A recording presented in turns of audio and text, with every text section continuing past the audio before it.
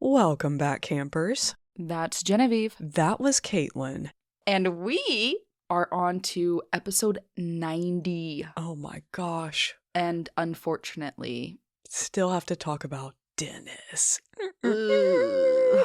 For this episode and one more. And then I promise it's done. But you are getting the full deep dive into everything you could possibly ever not want to know about Dennis Rader. Ugh. Oh man. When we last left you, it was 1974, and siblings Kevin and Kathy Bright had been the latest victims of a brutal attack by Dennis Rader. After Dennis strangled and stabbed Kathy 11 times and shot Kevin twice in the face, he drove to his own parents' house and stuffed his bloody clothes and shoes in the back of their chicken coop with plans to return and burn them later. So sorry to those poor chickens. He hid his knife and gun in a tub of sawdust in their shed, then headed home like any other day. Dennis's anxiety over being caught was even worse this time than it had been with the Oteros, as it should have been, since Kevin Bright had miraculously survived the attack. A very basic police sketch emerged from Kevin's story of Kaitlyn, the blandest looking white dude with a pencil mustache. And I'm so sorry to say this, you need to Google this really quick because I swear to God, the sketch looks like Bobby Lee, the comedian. Are you looking at it? I was about to say it, I'm looking. Does it not? Oh my God. Bobby, we're so sorry, we love you. I don't think Bobby was bored yet. And of course, we also have to mention that Kevin told police several times how disgustingly sweaty their attacker had been. Gross. But beyond that, police had nothing. In a surprising moment of intelligence, Dennis had been careful to change the method of murder that he used on Kathy. If you remember, he had strangled and stabbed her while he'd suffocated and strangled the Oteros. So this effectively made law enforcement divided over whether or not there was a connection between the two attacks. And like before, as the weeks went by and no one came to kick down his door, Dennis let himself breathe. While his wife took care of baby Brian, Dennis said his professors at WSU were really piling on the homework, so he shut himself in his study, huddled over his typewriter, and typed a 7-page single-spaced account of his attack on the Bright siblings that he titled An April Death. Ugh. And for several months, reveling in these memories of the attacks and fancying himself a super spy, massive air quotes, was enough for Dennis. Until the Wichita Eagle newspaper ran an article that 3 men in a nearby prison had been dropping hints that they were the ones responsible for the infamous Otero murders. And Dennis, sweaty little narcissist that he is, could not stand the thought that someone else had the audacity to take credit for his, once again, massive air quotes, work. So he decided to do something about it. This is part 3 of our deep dive into the story of Dennis Rader, aka BTK, aka one of our least favorite people who exist. Lights out, campers. Oh man, the mountains call my number one. I'm just a life-size lottery ticket in the hand of the one. Okay. Ugh. So, a few days later, a phone rang on a desk at the Wichita Eagle. The reporter who answered was met with a harsh voice of a Midwestern-sounding man who said aggressively, quote, "Listen, and listen good. I'm only going to say this once." He told the reporter there was a letter about the Otero case in the book Applied Engineering Mechanics in the local library. Right away, this was odd because the Eagle had put out a reward offering $5,000 for useful information leading to an arrest. But the caller had slammed down the phone as soon as he gave the name of the book. and that was without any further information about themselves. The reporter called the police, and sure enough, tucked away in the book was a typewritten letter that had so many misspelled words. I knew it. When he was typing his little book, I'm like, I bet you he is illiterate as fuck. But anywho, sorry. I just had to. Nope, you're sorry. good. We're just going to drag Dennis at any given opportunity.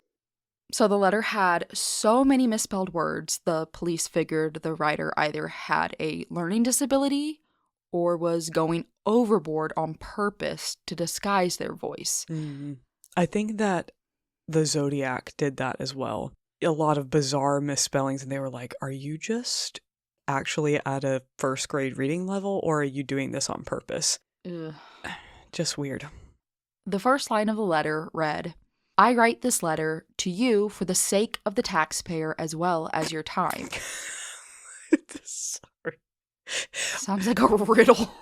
I swear to God, when this episode comes out, I'm going to title it For the Sake of the Taxpayer, BTK Part 3. Oh, Lord, have mercy. The letter went on to describe, in more painfully misspelled but horrific detail, the exact positioning, murder methods, and types of bindings and knots that had been used on each member of the Otero family. The descriptions matched police's records exactly, but none of this information had been made available to the public, so police knew they must be hearing from the killer, and one who had a massive ego at that. The killer also referred to the part of him that killed as an entity separated from himself, a monster that entered his brain and took him over. He taunted the police by saying, maybe you can stop him? I can't. Good luck hunting. Ew. Massive eye roll. Ugh. He also said he had given himself the moniker BTK, which stood for bind them, torture them, kill them. And he also claimed that these letters would be on the next victim. The letter was signed, yours truly guilty. Oh, not just guilty, Kaitlyn. This is how it appeared on the actual paper. It said, yours, comma, truly guiltily. I feel like Dennis Rader would have loved Gossip Girl, because he is as fucking dramatic as. XOXO. BTK. I also did not know he named himself that. Mm-hmm. Yeah, which is all the more obnoxious because I hate that we have to refer to him as something that he named himself. Yeah. But because the media so quickly latched onto this moniker, and really that is just what everybody knows this case as, then it makes sense. Yeah. But we don't like it. Police kept this letter under wraps from the public, much to the disappointment of reporters. But they did have the Eagle start running a small personal ad in the paper that simply said, BTK, help is available. I would have loved, my macabre history interest side would love to have one of those papers that had that from when the investigation was actively going on. Because that's fucked up, but I just think it would be cool to have. I'm going to keep that in my head as a gift. It also left a phone number and asked for any calls they made to be before 10 p.m. I think that's funny. I know you repeated Yeah, that. whoops. Just like if you could call before bedtime. Yes. And he's like, actually, I'm kind of in the mood to kill like at 1 a.m. Just for the sake of the office and convenience, please call before 10 p.m. But I respect. In a weird way, I honestly think that that was like their way of trying to make it seem less serious, like trying to lure him into this kind of false sense of chumminess, like, hey, we'd love to help you, just please call before 10 p.m. because no one will be in the office if you call later, so that it's not like we have people sitting around the clock 24/7 eager to hear from you. Make it seem like, okay, the ball's in your court, but we're also, you have to abide by our time. I mean, that's a really good point. I good just, view. Yeah. Or it was just somebody who was like, I'm not fucking answering the phone after 10 p.m. I clock out at 10, I clock out at 10. Also fully valid. A Wichita reporter even made a separate ad himself and said he would personally take calls from BTK anytime he wanted to talk. hoping to appeal to his ego. But Dennis either wised up or was just too busy with, life responsibilities, his classes at Wichita State, and the sudden high demand for all the ADT security systems he was busy installing, and he never called either number. Now, as busy as Dennis was, this job of installing security systems afforded him perfect opportunities to continue with his favorite hobby, which was snooping around people's property and stalking women. He'd have several at a time that he kept close tabs on. He would follow them in his car, take notes while he peered in their windows and above their fences. Absolutely horrifying. There is one thing I need to mention, that in one of his journals, he apparently wrote that one of these women that he was stalking, he got the fright of his life because he peeked his head up above their window, and they had a cat that was laying across the back of the couch, and the cat just in his face. If only he fell back and had a garden lantern just impale his ass. If only. Maybe in a different universe it was over like that. Yes, that cat knew. The cat knew. Mm-hmm. So while he was being a general creep, he would write in his journals also that for him, it was just like fishing. Sometimes you're lucky, sometimes you're just unlucky. And for the better part of 3 years after that call to the Eagle about the Otero letter, police chased leads that went nowhere, and Dennis just balanced his perfectly normal existence with stalking and plotting in his spare time.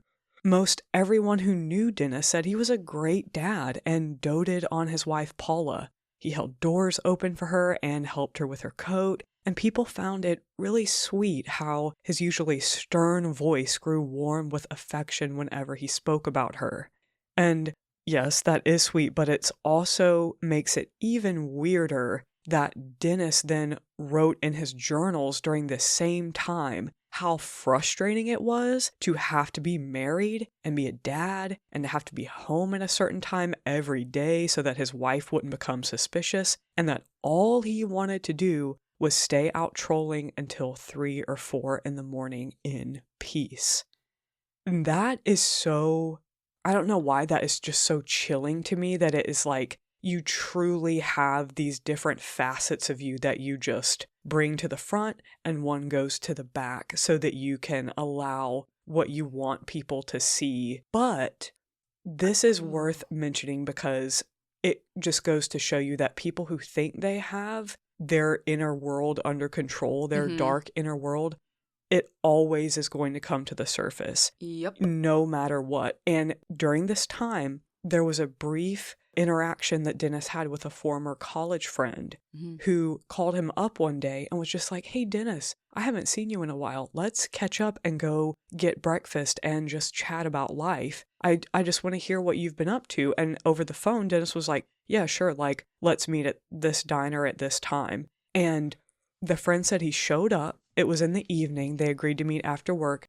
Dennis was sitting in the back nursing a beer. The friend walked in, sat down, and he said the entire time that Dennis had this air about him where it was like he was just radiating with this hate and animosity, and that his eyes were hard and cold, and that he had this it was like his teeth were gritted the whole time, and that this man who had just been through a divorce and was just wanting to catch up with Dennis and talk about life, he thought at the time that Dennis was maybe being weird towards him because he'd gotten divorced, and Dennis was talking about how he and Paulo had become church people now and blah blah blah blah blah. And so he's like, well, maybe he just thinks he's better than me now, but this is super weird. And he said that it actually, Dennis was so hostile and it upset him so much that he cried about it afterward when he went home, because he really had thought that Dennis was his friend. And he was like, but everything about him, it just seemed like he genuinely hated me and was about to launch across the table at me. But he's like, I basically abruptly cut the dinner short, left, and we've never spoke since then. But he didn't know what that was. He was just like, what did I do? What is But up his ass? I Like, can only imagine just what we've read about Dennis. mhm. Like, the energy that he would project. Oh. Like, it would be Yeah, nauseating. like a coiled spring, Like, you know? Ugh. I mean, some people can really feel when somebody is off. Yeah. And, I mean, obviously, he knew him when he was still like this, because Mhm. I would say he's kind of always been like this, Yeah. obviously. But if he had known But, him in college, Uh-huh. this would have been when we know for sure he Yes. at least killed his Mhm. first victim, or, documented. So there hadn't yet been that shift yet to the high of taking a human Yes. life. But maybe that man was just even more empathetic, or could, was in tune Yeah. with a level of spirituality that other people weren't, or that Dennis had something trigger him and he was extra on edge and paranoid. We just don't I'm know. kind of getting the vibe and assuming that maybe Dennis was pissed that he got divorced and he's like, and I'm fucking married. Like, you have all this free time now to come get dinner with me, and I just want to be out. That's a really So, good point. Yeah. I feel like maybe that could be. And that this man was like, he's free, he's Yes. living his life, he'd been through a divorce, but It's Dennis is just like, like- no, I'm married and I'm a good church-going man, and, you've kind of And gone then- wayward. He's still trying to paint that picture for the audience and is Mm, pissed about it. yeah. At least that's what I think I don't know. that's a really good observation. But can you fucking imagine being that person who realized your buddy who you wanted to catch up with, and then who you cried over, thinking that, oh, why don't they like me anymore? The whole time they're just an active fucking serial killer. I'm going to the bar real quick. It's all making sense, and I just need one. Yeah, so that was wild.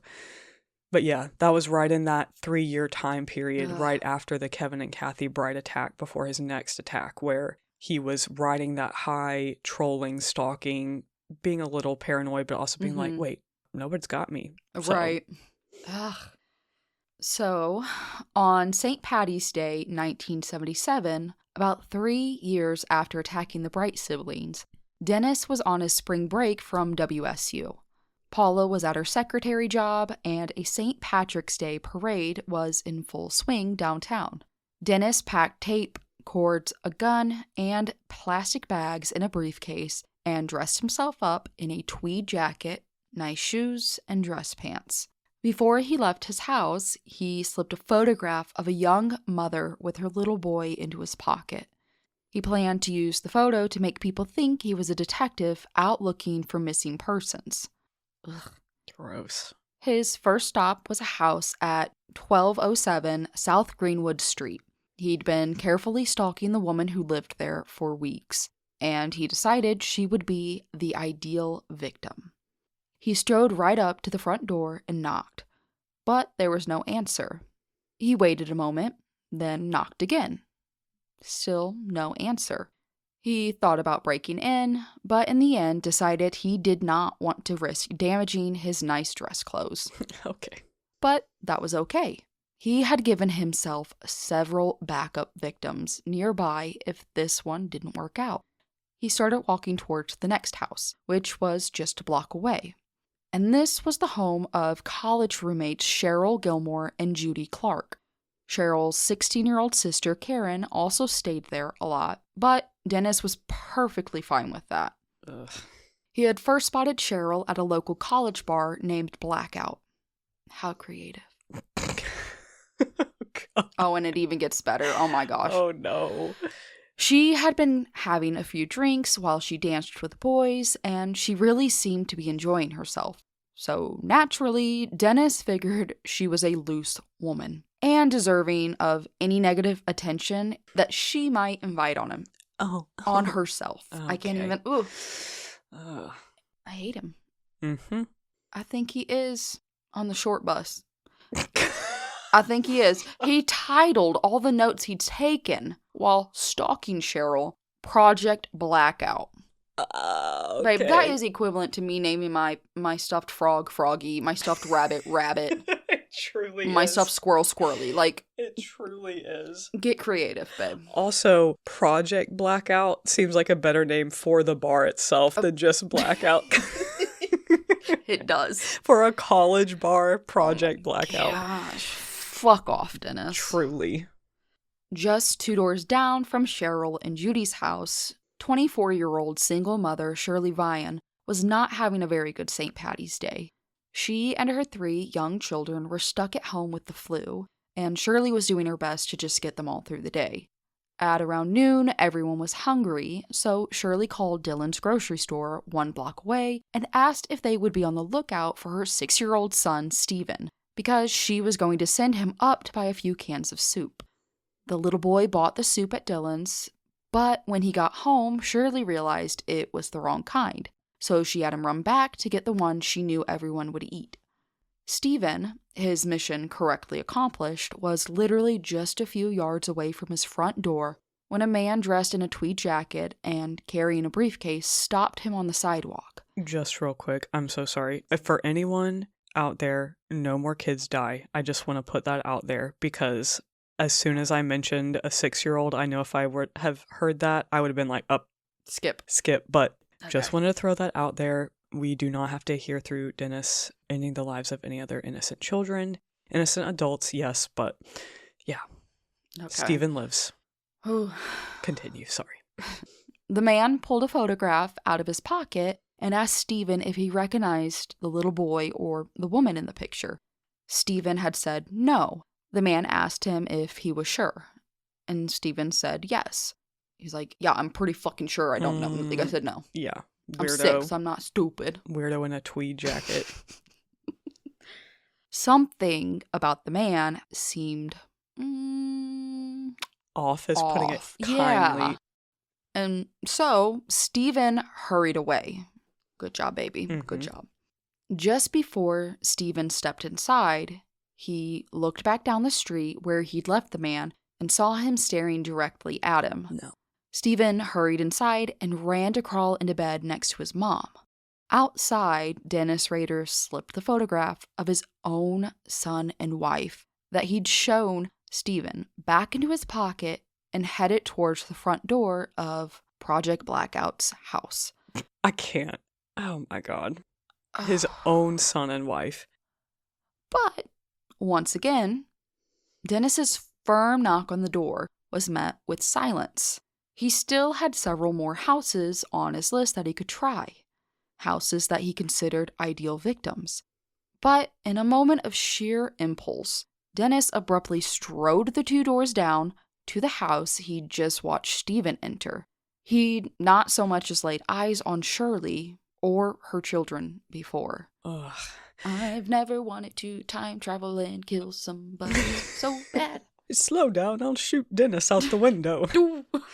This is what is so bizarre to me about Dennis Rader, is that he has this obsessive meticulousness and like this rigidity when it comes to the stalking and preparing, but then in a split second, he can just Pivot. impulse. Had not even seen this kid before, never looked in this house. Like, that's what is so bizarre to me, is for someone who seems to be so in control, he can also suddenly act totally out of control. And each murder he's gone into thus far, Mhm. he's had a plan, and the plan has been derailed immediately, and he's Mhm. been pissed about it. Yeah, and been like, I gotta stick to the plan. And so, like, Mhm. but then he still gets this high. It doesn't make sense to me. It does Yeah. not. Yeah. So this time, when he knocked on the door, it opened a crack, and Dennis could see 8-year-old Bud and 6-year-old Steven peering up at him. Shirley had been trying to sleep, but she got out of bed and came to the door in her nightgown and housecoat to see what was going on. As soon as Dennis saw her, he pushed open the door and announced that he was a detective.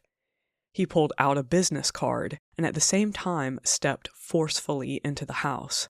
Before Shirley could realize what was happening, Dennis closed the door behind him and pulled out a gun. He told Shirley he had a sex fantasy problem and that he was going to tie her up, have sex with her, and take some pictures.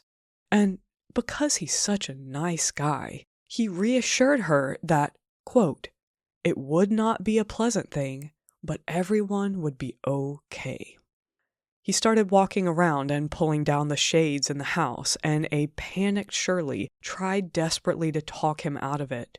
Dennis found the messy house and Shirley's disheveled appearance immensely unappealing to him. This is what he wrote in his journal. Fuck off, Dennis. Dennis, babe, you are genuinely one of the fuggliest people I've ever seen, inside and out.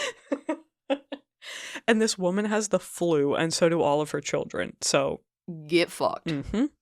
But not by her. Yeah. But he told Shirley it was no use at this point trying to get him to leave. Suddenly, the phone rang, and Shirley said it was probably a friend calling to check on her and the kids. Dennis felt that familiar sense of panic set in. The last thing he needed was someone to drop by in person because Shirley hadn't answered the phone. So he started moving quickly. He took a rope from his briefcase and started to tie Bud's hands behind his back, but this immediately induced screaming and wailing in the children, and they were so loud that Dennis felt that surge of panic that someone would surely hear them. Instead, though, of freaking out, he played the nice guy and kept his voice reassuring and said he wouldn't tie up the kids after all. No, that it was okay. He's not going to tie them up, but Shirley would still have to help him shut them all in the bathroom.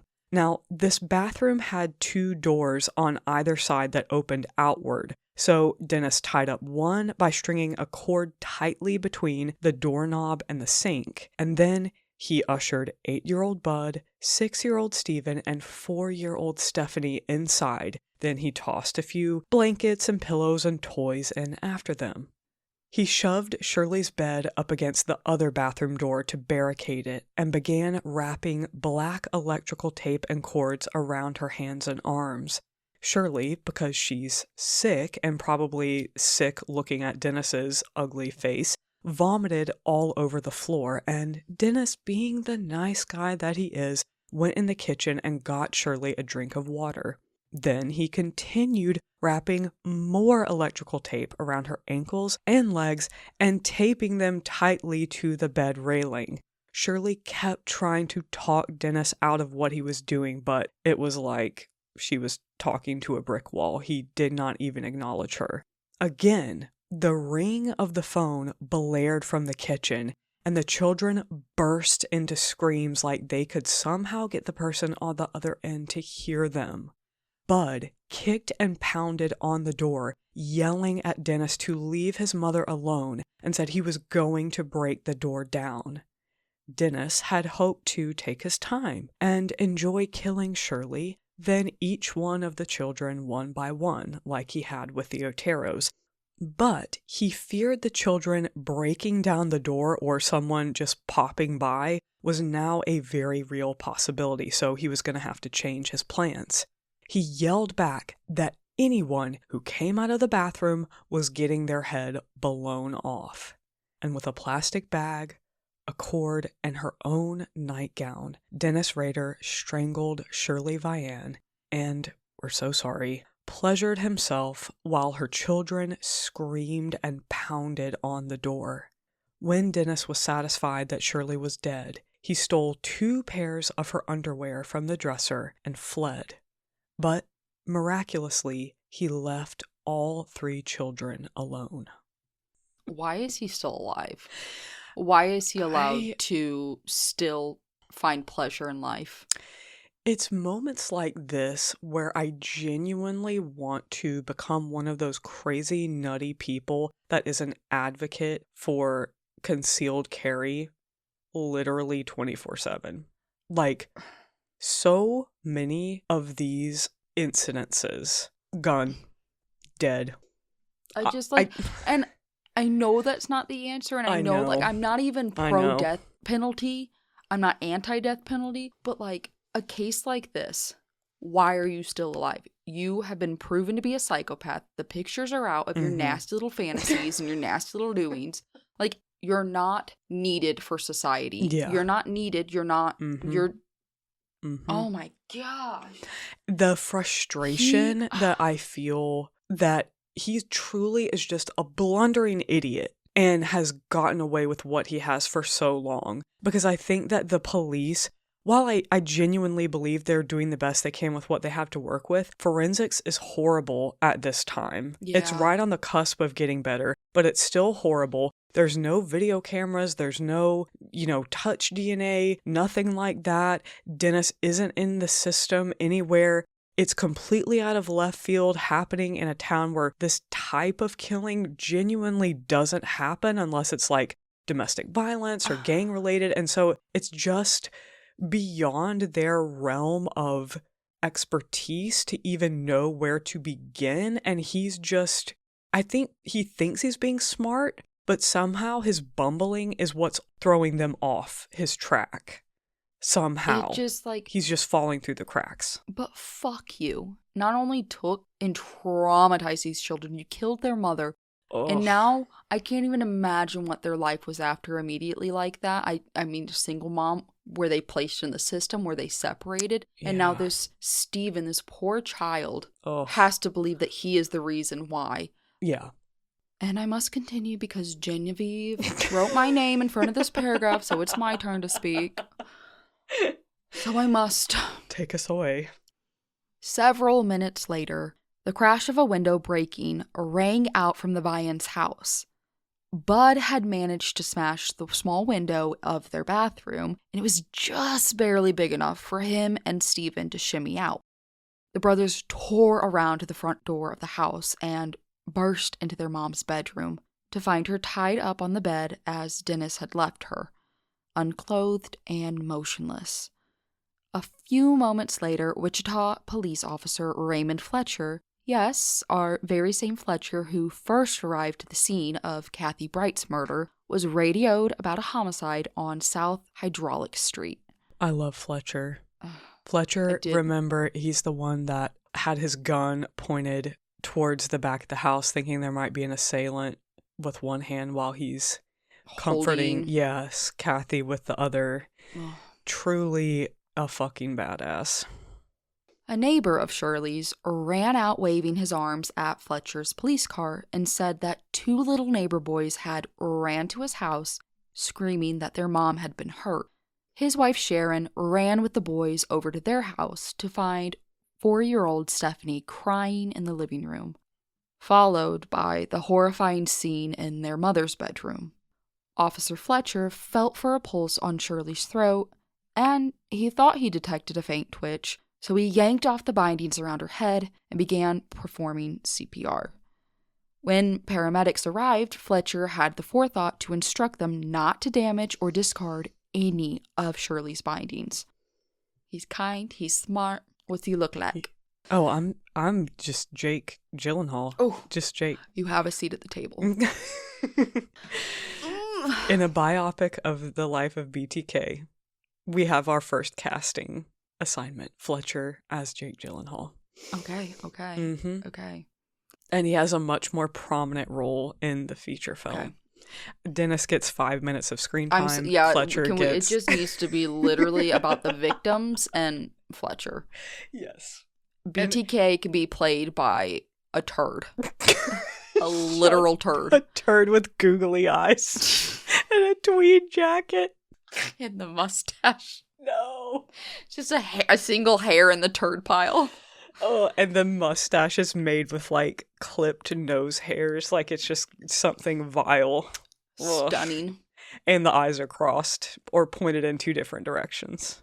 Okay, we just need an investor on this. Mm-hmm. Jake, would you like to fund and star and produce and direct in this? And hang out? It can be worked out. So yes, Fletcher had the forethought to secure the bindings. The sight of all the elaborate knots had immediately set off alarm bells from all the reports he'd studied on the Otero family members. Despite their best efforts, Shirley Vian was pronounced dead on the scene. In no time, a swarm of officers had descended on the house, and heated discussions broke out over whether or not there could be a connection between Shirley and the Oteros, and maybe even Kathy Bright's murder. Mm-hmm. If there was, that meant that Wichita police were in the uncharted territory of a real serial killer. Supervisors were not so quick to embrace that idea because it was sure to cause public panic. And in 1977, the FBI was still saying that serial killers were extremely rare. In the golden fucking age of the serial killer. LMFAO. Oh. Babes. Yeah. It was really in this decade that they were just running amok everywhere, all over the place. It didn't happen in my time. My ass. It's because of this. Like, they didn't want to broadcast it because they didn't want to cause panic, and therefore it happened, and people didn't think it happened. Mm-hmm. Exactly. But even though police had lifted 0 fingerprints from any of the scenes, something in their guts, along with the presence of all the elaborate bindings and the use of plastic bags on the victims, and the overt sexual nature of the killings, told officers these murders had to be connected. 6-year-old Stephen, he tried his best to give police as much detail as he could remember, but he was so traumatized, he gave conflicting descriptions of the man who'd attacked them. At first, he said it had been a man in his 30s or 40s with dark hair and a paunch, but then a young uniformed officer with a trim athletic body walked up, and Stephen pointed at that man and said, "That's what he looked like." So, Kaitlyn, this is really interesting. In all of the books I read on this case, it was right here where Stephen is kind of giving them these conflicting reports that police just kind of, I think one book even says, so they put their pens in their notebooks and walked away, being like, well, we can't go with anything this kid says. But I think that he actually was still describing Dennis Rader because you have him giving the physical description, the 30s or 40s, dark hair and paunch, which is more accurate of what he looked like. But then when that officer came walking up, and you know that officer was carrying themselves confidently like a person does who is in uniform, and that was how Dennis came to the door and was like, "I'm a detective." And then he just confidently stepped in the door. So I think he was trying to describe how Dennis was carrying himself like an officer, and not that his body literally looked like that man. And so, see, again, it just goes to show you the lack of resources of the time, the lack of like child psychology that they were implementing when talking to him, because I'm sure they talk to him no differently than they would an adult. So they're not filtering what he's saying through the lens of how a child views people and the world. So I'm like, Stephen, you were accurately describing that man, because he told you in the best way that your 6-year-old brain could. Yes, you were saying that he was being like an officer because he said that he was. But he looked paunchy, had dark hair, 30s, 40s. So it's just, I hate that so much. And that they were like, well, conflicting. He's traumatized. He can't remember. It's okay. But like, we can't rely on anything he says. But they could have if they just, like, I don't know. That bugs me so much. Do you know if, like, he gave these statements at the crime scene, or, like, had it been, like, later on? My understanding, at least these at first, it was at the crime scene. Yeah. And so I don't know to what extent he was questioned further or if he ever was, but it might have just been like, he's so young, this was so traumatic, we can't rely on him really as a young child to give us an accurate description, so they just probably were like, all right. But yeah. It would take Stephen nearly 30 years to be able to speak publicly about what had happened that day. He would go on to spend his life reliving the horrible sounds of his mother being murdered over and over again, and would suffer greatly from drug and alcohol addiction. Stephen blamed himself for his mother's death, since he had been the one who first spoke to Dennis that day. Obviously, guys, what goes without saying. We know that no one but that piece of shit, no one is to blame for Shirley Vian's murder besides Dennis Rader himself. Eventually, Stephen would be able to hear his mother's killer plead guilty to her murder, and many others, but it would still be decades before that happened. Decades. Crazy. Now, in the meantime, Dennis, who I've now renamed Delulu Dennis, pretty much thought that he was a super spy. And y'all, he literally refers to himself in his journals as a super spy. He'd now carried out 6 murders, and he'd even thrown a bone to the police with that letter, but clearly they weren't even close to catching him. So, just 9 months after murdering Shirley Vian, Dennis was out trolling again in the damn ADT work van. And we mean trolling in the most literal sense of the word because Dennis is an absolute troll. Once again, he'd come up with a list of criteria that every one of his so-called female projects had to meet because he'd had too many close calls before. I feel like he's saying this after every single murder. It's like a fucking sitcom where, like, the character doesn't change their clothes. It's just the same outfit every episode, and you're just like, Yeah, it truly is. And we've included Dennis's criteria that he wrote in what he called his spy notes here because if we have to sit through it, then you guys have to as well.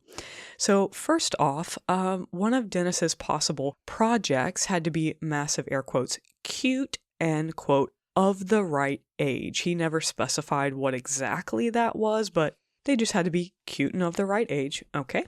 She also had to live alone, no husband, no boyfriend, and no friends or family regularly coming over who were men. Definitely no large dogs. okay, I feel like we need to, like, link a adoption link. To like men? in all states. No, no, baby, we don't need to adopt men. No. We need to put them back in the system. They need work. A dog adoption site. Oh my God, Get yes. yourself some big dogs. I'm in love with my miniature schnauzers. Little rats that they are. Yes, they are But adorable. get a big dog. I can't wait for a big dog one day. Absolutely. And I'm going to teach it. Oh, yes. On site. Not even on command, just on site. I had one of those, y'all. It was a really scary experience. She's now a border patrol dog, and we don't talk about that. That's another story for another time. Just know Gilly's thriving. Thriving. We love her. She has a special place in my heart. First baby. Anyways, definitely no large dogs. A female roommate was fine as long as she also didn't have any men coming over. She had to have a consistent, predictable routine. Her apartment or house had to have a place he could slip in and out that wasn't visible to any neighbors or passing cars, and it had to be in a neighborhood where he wouldn't look out of place walking around. So, a boring middle-class white neighborhood where no one is going to be like, why is this ugly motherfucker out for a stroll wearing tweed? And finally, above all else, they had to have some sort of quality that made Dennis feel, and I quote, he could control her if things went to hell like they'd had a tendency to do in the past. Quote. Kaitlyn, isn't it funny how Dennis's ideal victim is literally just a self-sufficient woman minding her own damn business? So it goes to show you that it does not matter how a woman chooses to live her life. She could be a sex worker. She could be A nun? She could be a nun. She could be a working woman living on her own, paying for her own house with no boyfriend, with a boyfriend. She could be dressed head to toe in a burqa. She could be wearing fishnets. It does not matter. There will always be some evil person that sees them and thinks, But even then, Jen, he abruptly changed his plan, goes into a house with kids. yeah. And a woman that he never But then a woman throws up and he still continues. Yeah. Like, ugh. she repulsed him, he Yeah. said. And she's... And he still felt compelled to attack her. So it just goes to show you that, guys, I know we've talked about this before, and I'm sure I sound like a broken record. I am all for standing on the soapbox of we shouldn't make the conversation about telling women what to do to protect themselves, and we should be yelling at men to not be pieces of shit.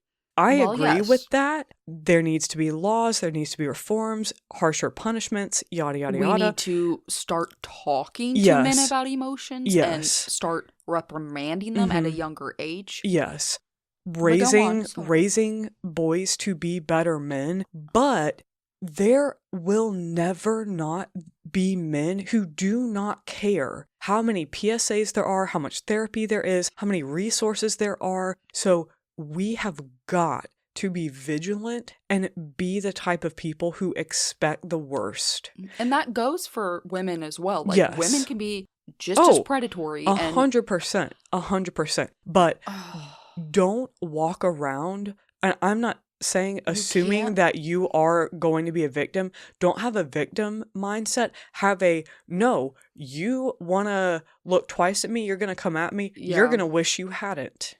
So that is how we get to walk around carrying ourselves. Not, make sure you're not doing any of the things that would make you an ideal target to men, but have a living right Yes. now, breathing is a target for Dennis Yeah. Rader. Yeah, exactly.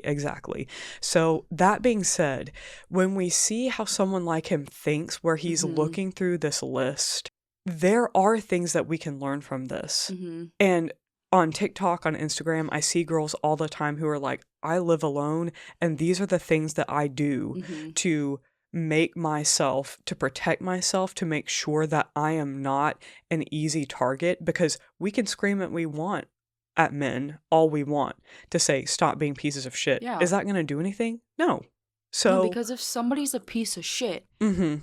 they're a piece of Yeah. shit, and they're not going to listen to your kumbaya, Yeah. like therapy and Does positivity. it mean it's your fault if you become a victim? No. Absolutely not. But can you assume that you always need to be on the offense? Yes. So all you have to do is do a quick search of all the things you can do to be protecting yourself and to be vigilant, and please, please, please, please do it. And I even hesitate to talk about it on this podcast, because once we start talking about it, then it's like, oh, they have a pair of work boots outside their door. Oh, maybe those are fake. Maybe I can still attack that. It's just But you enraging. can always, y'all, bite, piss yourself, poke him in the eye, put your finger in the butthole. You can fight back. You can. If you have a boyfriend, nothing gets them moving quicker than a finger to the butthole. I stand by that. I know that's like a self-defense for dogs, but I'm just saying I think it would work for a guy too. And, he might like it, and then things might change up, and you could take advantage and go from there. That's surviving. I'm just saying. I can't breathe. I'm so serious, though. I'm so serious. I know you are. Yeah, you do whatever you have to do. Before I even knew what a taint was, my grandma was telling me to grab that if someone ever tried to touch me. She was like, go for the taint. And I was like, what is that? Genevieve, I stand by. I have never regretted not knowing somebody as much as your grandma. Diane. Yes. You would have been you Can are you get soul that sisters. tattooed? Grab him by the taint. Go for the taint. Can we get stickers? Grab him Grab by the him by- taint. Oh no, that's too close to the Trump quote. We reclaim it for ourselves, but men. Oh, it is. Mhm. Yeah, grab him by the taint. Yeah, exactly. And not in a way that they'll enjoy. Exactly. Anywho's it. So sorry. So sorry to So the members of back our to family the who cute, listen to this. reasonable age, no large dogs, no men. You can't have a roommate. Anywho, back to that. Unfortunately, a woman who was doing exactly what we were talking about was spotted by Dennis Rader, and she was just a 25-year-old woman named Nancy Fox. Nancy had been born and raised in Wichita with her older sister Beverly and their 3 younger brothers. She'd grown up playing the flute and singing in her church's choir, and now she lived alone in a little pink duplex. During the week, she worked full-time as a secretary for an architectural firm. And on Saturday nights, she enjoyed going out with her girlfriends to a popular Wichita nightclub called Scene 70s, where she was dating the door manager. Ooh, a free entry, girlies. Yeah. Mm-hmm. On Sundays, she always drove her powder blue Opal to her parents' house for lunch, and her mom would cook her favorite meal of fried chicken. All of Nancy's friends and her boyfriend knew her as being fiercely determined and witty. She liked having her own place and keeping things in order. And if she ever had an argument with her boyfriend, she vented by deep cleaning. Nancy, I think you would have fit nicely in with Jen and I. Yes, she would have had a grab him by the taint bumper sticker. Yes, for sure. Nancy's mom didn't like that she lived by herself, but Nancy would always reassure her that she was perfectly safe and nothing was going to happen to her. Because in a perfect world, it shouldn't have. Yeah. In December 1977, she had taken a part-time holiday job at a jewelry store in the mall to pay for a ring that she'd put on layaway for her sister Beverly. Nancy liked her life, but more than anything, she wanted to get married and be a mom because she loved kids, and she especially adored her 2-year-old nephew. I read that she actually dressed up as the Easter Bunny, like rented an Easter Bunny costume and showed up to surprise him, which he loved. My kids would have lost their minds crying. Cam knew what it was like. Zuzu did actually tell me, we were looking through pictures from Easter, and someone in the family did very kindly put on an Easter Bunny outfit, but Zuzu was like, Mom, I don't like big bunnies. I was like, I don't either. I was like, do you like little bunnies? She was like, yes. I like little Zuzu bunnies. No. But I was like, yep, that's fair. Same. But her nephew loved this, and that was very sweet. Oh.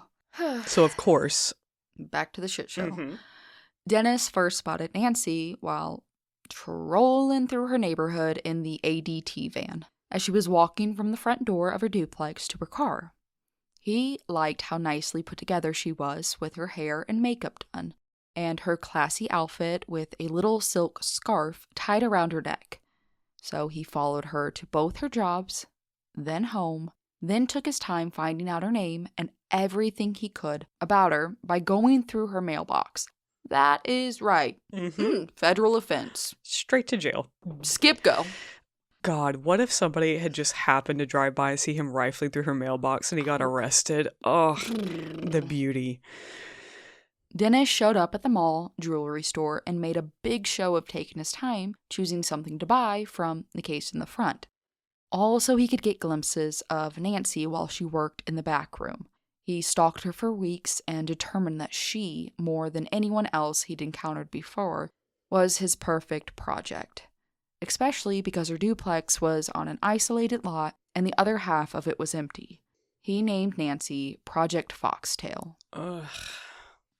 On December 8th, 1977, Dennis told Paula he was going to be late that night working at the WSU library with all the term papers he had due. So he was not planning to come home between work and heading to the library, and not to wait up for him. Paula, who was now 3 months pregnant with their second baby, was probably all too happy for her and 3-year-old Brian to turn in early. Dennis was practically giddy knowing he now had the entire night all to himself. He actually did have term papers due, so he drove Paula's car to the WSU library and worked for a couple of hours until it was fully dark, before driving to Nancy's neighborhood. It was around 8:30 p.m. when he parked a few blocks away and walked to her duplex. He knew from following her that it was possible she could already be home from the mall, or she could have worked a bit late and still be out.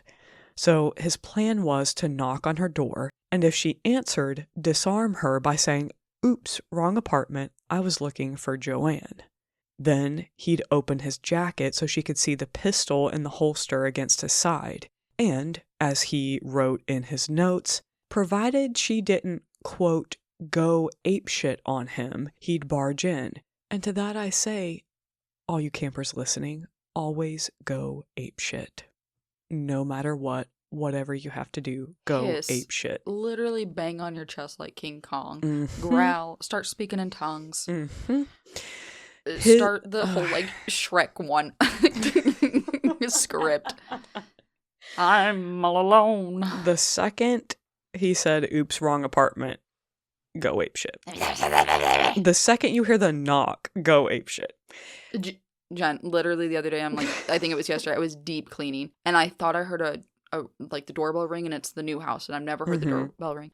And I'm like, is that? And I walked up to it and like I brought the screwdriver with me just in case I had the screw. It was in George Clooney's hands and I took it from him and I walked up and I peek out and I see a white shirt and I was like, okay, I'll open it. It was Mormons. I literally had my titties like hanging out. I'm like stress cleaning. I'm literally half naked. The teenage boy Mormons? Oh. It was. They were very cute little boys. I was like, and I had the screwdriver in my hand behind the door because I was ready to bludgeon them to death. Good. If need be. Bless their hearts. Mm-hmm. Yeah, they were really sweet. But then they wanted my number to text me up. I was like, we already belong to a church. Thank you. And then I told Jacob, get me my no soliciting sign from the other house, please. Absolutely. The first like week you don't have that up. Oh man. They probably took one look at me and they're like, this one needs You should have asked them and been like, have you seen that movie? It made me really think. I'm so sorry. Anyways, so provided that she didn't, quote, go apeshit on him, he'd barge in. His knock was met with silence, so instead, he calmly walked around to the back of the duplex, cut the phone line, and smashed one of the back windows to let himself in. When Nancy arrived home around 9:20 p.m., she had no idea that Dennis was already hiding in the back of her house. As she stood in her kitchen, Dennis suddenly appeared in the doorway. She dove for the telephone as Dennis lunged toward her, brandishing a knife. He opened his jacket to reveal his gun, and this made Nancy freeze long enough for Dennis to say he intended just to rape her. And if she tried anything funny, he would hurt her badly. Nancy lit a cigarette and slowly smoked it while Dennis stood in front of her in the kitchen. I love this woman. I love that in the most horrifying moment that had to be of her life of Dennis Rader lunging at her with a knife, her response was to just light a cigarette and stare at him while she smoked it slowly. When she finished her cigarette, she said, "Let's get this over with so I can go call the police." She asked Dennis if she could go to the bathroom, and he said yes, as long as she didn't try to escape or come out with any weapons. For good measure, he wedged one of her shoes in the door jamb so she couldn't even close it all the way, and told her, sorry guys, to come out of the bathroom with her, quote, main clothes off. When Nancy emerged, Dennis had put on a pair of rubber gloves, and this had really freaked her out, as if she wasn't already. But Dennis reassured her he just was taking precaution as to not leave prints, because he was wanted by the police in several states. He had her lie face down on the bed and snapped a pair of metal handcuffs on behind her back. Again, he reassured her by saying he just didn't want any problems or scratches. He ignored her pleas to leave the door open and gagged her with her own nightgown and tied her legs tightly together with her own stockings so that she couldn't protest when he sat on top of her naked and started tearing at her clothes. Ugh. And we're back. I had to take a little break. We had to step away for a moment at the horrifying mental image of a naked Dennis Rader. Oh my gosh. God. And I'm sorry, because that image, we've talked about a lot of horrifying stuff, but that has to be one of the worst. Yeah. Ugh. Truly. So let's all just take a moment, like Ben and I did, and imagine being sat on No. by a sweaty Dennis Rader. Oh.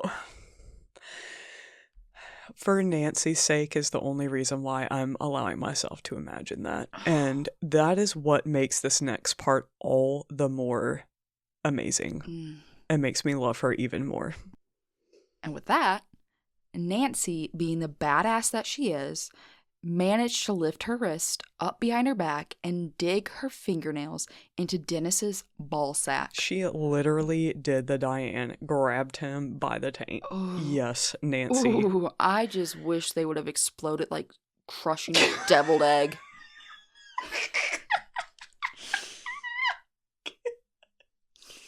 I mean that from the bottom of my heart. I'm disgusted. Any normal person, anybody, would have likely launched themselves off of her. But guys, Dennis, this motherfucker, and I'm not trying to yuck anybody's yum. If you're into this, cool. But in this situation, and according to him, this only made him more excited. I also, just a small part of me thinks somehow that maybe he wrote this in his journals because he thinks he's like chronicling the doings of a super spy, and that he's just like lying. Like there's a small part of me that thinks maybe he's just lying and that it actually was excruciating. How could it not have been? Not to yuck anyone's yum, but listen, I hope that it was one of the most painful things in his life. Nancy was violently thrashing, but between the cuffs and being tied, there was just no chance of escape, and Dennis slipped his belt around her neck and began to strangle her. Just before she passed out, he loosened it again and whispered in her ear that he was the one who killed the Otero family and several other women in Wichita, and that she was next. Ugh. Like Julie Otero, Shirley Vian, and Kathy Bright, Nancy Fox never stopped fighting until the life forcibly left her body. Unlike he'd been with Shirley, Dennis wasn't in a hurry to leave, so he took his time strangling Nancy to the point of unconsciousness and bringing her back before strangling her again. And finally, he strangled her to death. Dennis then masturbated onto Nancy's nightgown and took his time removing the belt and handcuffs and tying multiple pairs of her own pantyhose around her neck and wrists in complicated knots. He got dressed and tidied up the apartment while he poked through Nancy's drawers and closet looking for trophies he could take. He pocketed her driver's license and several pieces of her lingerie and jewelry, including a pearl necklace that he thought Paula would like, before cranking up the heat and slinking back to his wife's car. So, you campers might already know why he did this, that cranking up the heat was not a weird metaphor. He literally cranked up the heat in her house. And just in case not, so he was most likely trying to utilize something he'd learned about here in one of his WSU classes. At the time, the most accurate way of estimating a victim's time of death was to take their rectal temperature and compare it to the degree of rigor mortis in their body. So, since warmer temperatures do tend to speed up the rate of decomposition, Dennis thought that, cranking up the heat in the house would throw off police being able to accurately establish a time of death. But this didn't really make a whole lot of sense, and just also, again, goes to show how dumb he is, because this is really something that only matters if a murder victim's killer is, like, being considered if they're an immediate, like, boyfriend, a family member, a sibling, a roommate, someone who is very closely connected to that victim and needs to have an alibi established, because no one would be immediately asking Dennis for an alibi the way they might Nancy's boyfriend or an immediate family member. But even then, he killed her at night. Yeah. After she got off work. Had she had a shift or a plant in the morning and she did not show, they would then be able to deduce that she was killed between this time and this time. Yeah. So it's just him being like, oh, look at me, I'm so clever. Yeah. Babe, you read one paragraph of one book and... No. Fuck off. So, while Paula slept soundly beside him, Dennis laid awake all night, practically, I'm so sorry, I hate the word giddy, but it's used repeatedly in these books about him in describing the reaction that he got in what he did. It's almost childish. It really is. Yeah, he's just so in a gross way, like just, ugh, it's so juvenile, but he was giddy with excitement to open the morning's paper and see if his Project Foxtail had made the front page. He couldn't wait to add all the clippings he could find to the literal scrapbook he had on all his previous murders. But, to his extreme disappointment, there was absolutely nothing. Nothing in the paper, nothing on the radio, and nothing on the morning news. So, on his way to work at ADT like any other day, Dennis stopped at a diner to pick up cinnamon rolls and coffee for the guys on his crew, when he noticed a payphone on the side of a mini-mart close by. He was supposed to spend the day overseeing a crew installing a new fire alarm system in a large building nearby, but he could not ignore the idea that had sprung into his mind, even though he knew it was probably a terrible one. Here again is that impulsivity and that just, he can't follow the plan. Dennis barely had been at his job site for an hour when he made some excuse about needing to head back to the ADT office for supplies. Instead, he found himself at the payphone behind the mini-mart, dialing the number for the Wichita Police Dispatch. As soon as the operator answered, the voice of Dennis Rader said the following. Dispatcher? Yes, you will find a homicide at 843 South Pershing. Nancy Fox. I'm sorry, sir, I can't understand you. What is the address? 843 South Pershing. That is correct. In case you didn't catch that, the audio is pretty bad. As soon as the operator answered, Dennis says, "You will find a homicide at 843 South Pershing. Nancy Fox." The dispatcher isn't able to understand him and says, "I'm sorry, sir, I can't understand you. What is the address?" And that's when another dispatcher who's also on the line said, "I believe 843 South Pershing." Dennis responded, "That is correct," and the line went dead. As Dennis placed the phone back on the receiver, he muttered to himself, "Maybe no one will recognize my voice."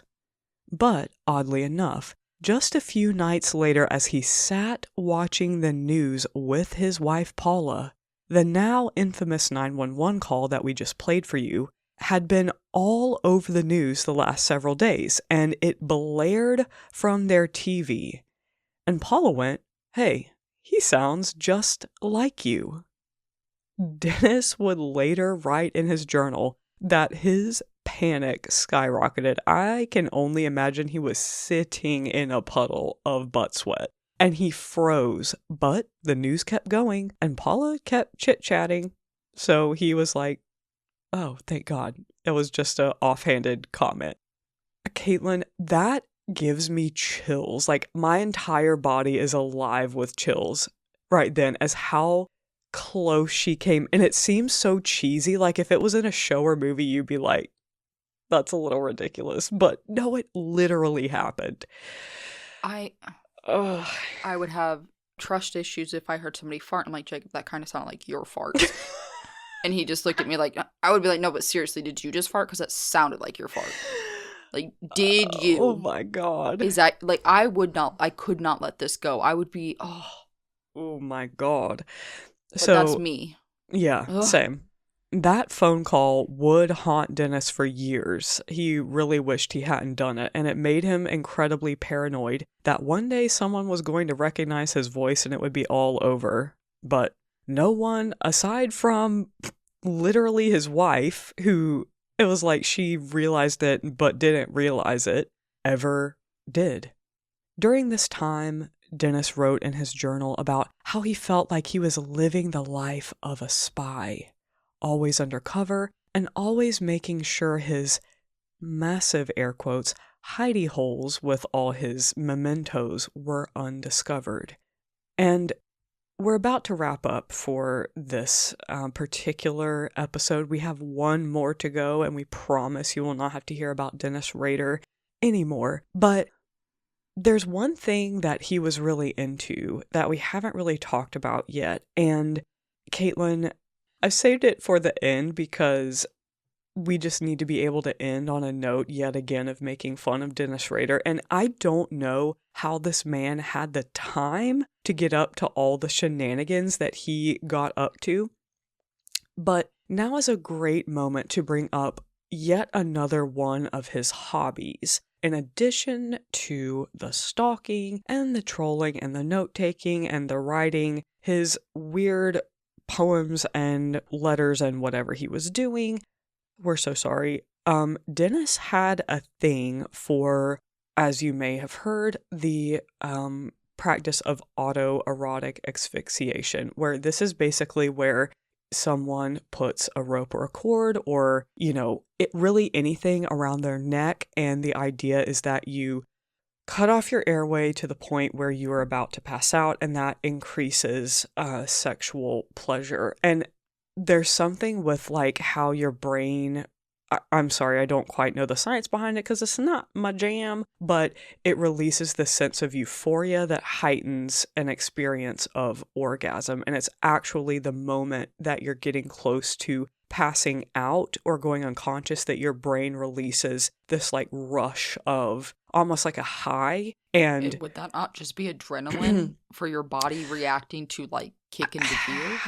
I'm not sure what it is. Again, I'm so sorry. I have not researched this in depth because I have no desire to, but I'm just saying that to say that that's how it normally works when people are into this. I forgot we're talking about Dennis. Yes, okay. But Dennis, not being normal, is the one who liked to tie ropes and cords around his neck, but for him, it wasn't that moment of almost passing out that gave him that feeling of euphoria. It was literally the feeling of a rope or a restraint biting into his neck and cutting off his air. That is what he enjoyed. So what this man would do is he would, again, I don't know how he found the time to do this. His favorite place was his parents' basement.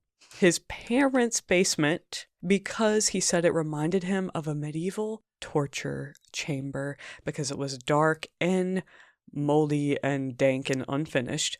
I feel like I took a hit of something, a cocktail of so many illegal things as you were explaining this to me. Yeah. And he would go down into his parents' basement, set up a camera on a tripod, dress himself in women's clothing or have nothing on, put on a mask and a wig, and he would take photographs of himself while partially hanging himself, and would do this for literally hours at a time. So most of the time he did this in his parents' basement, and this is where I will end it on, because I just find it's so horrible that you just have to laugh because you imagine what would have happened had somebody walked up on this motherfucker. But his entire family went on a camping trip in Colorado. His wife, his son, his brothers, their kids. Dennis found an excuse to slip away for a few hours, tied himself up anew, set up his camera on a tripod, took off all his clothes, and took photos of himself dangling from a tree. He almost got stuck and almost actually hung himself for real, but at the very last minute managed to get himself out of it. And this is what he did while on a family camping trip. And he was dangling in the rope for so long, again naked, that he got a horrible sunburn all over his body and his neck, and excluding the stark white ring that was where the noose had been around his neck. And his family was like, what happened there, Dennis? And he made up just some bogus answer about, like, I don't know, his collar or, like, the cord around his hat blocking it. Oh, isn't that so funny? But no, he'd just been off dangling from a tree for a few hours. So that's what he would do. And he would imagine himself as one of his victims. And he would also dress himself in the clothing that he stole from one of the victims' houses. So, If I could urge everyone listening not to look at these pictures, because unfortunately they are on the internet. you can find them, and it's like, yeah, those who listen to this and you know who you are, younger ones, Yes, do not. you're not allowed to. No. You must be 18 years or older, and Yeah. you know who you are listening. You're not. What we have told you is enough of a description. But yeah, that's what he Whew. would do. And he did this really up until April of 1985. So we're now going on for a good 8 years before he would have to strike again. But we've already taken up too much of your time for today. For the final part of the Dennis Rader story, you're going to have to come back next week. Kaitlyn is already zoned out and in Guys. another dimension. Sometimes I truly wonder why we do this podcast, and I'm like, I'm doing it for Nancy. I'm doing it for Shirley. I'm doing it for Julie. I'm doing that's it right. Kathy. I'm doing it for everyone. That's right. For Kevin, for Julie Otero, Josephine, Joey, Yeah. For Dennis's family, Yeah, I was about to say, Paula, yep. Carrie, Brian. Fuck you, Dennis. Steven, Bud, Mhm. Stephanie. Yep, Fletcher. Yep. The person who we will get to talk a lot more about in episode 4, we get to introduce Kenneth Landwehr, the incredible detective who ultimately brings BTK down. And yes, chef's kiss to Kenny Landwehr. Now I really want to go home and boil some eggs and squeeze them as hard as I can. But no, this is the end of episode 3. Mhm. I'm personally stepping away from this piece of shit. He's Mhm. not coming home with me. Nope. But I will probably look up on eBay newspaper clippings for you. So maybe he is. But it'll be on like incognito mode, so that fucker doesn't like get into my feed. He does not Thank need you. to taint my feed. And Certainly not. Certainly not. All right, guys. Well, with that being said, make sure you are leaving us those 5-star reviews on Spotify and Apple Podcasts and following us across the social media platforms. We are on all of those as Camping is Canceled. And while it is easy to leave 1, 2, 3, or 4-star review for something you may not like about us, please know it's just as easy to leave a 5-star review about something you did enjoy about our podcast. Yes. And we'd appreciate that. Absolutely. And we want to hear case suggestions from you guys and your own personal stories that you might like shared on the podcast. You can email those to campingiscanceled@gmail.com or DM us on TikTok or Instagram. And with that, we will catch you back next week for part 4. We don't need to reiterate because if you've been here this long, you know that the world is a absolutely horrifying place, but not always when we remember to have courage and stay kind. Of a bitch. Bye. Bye.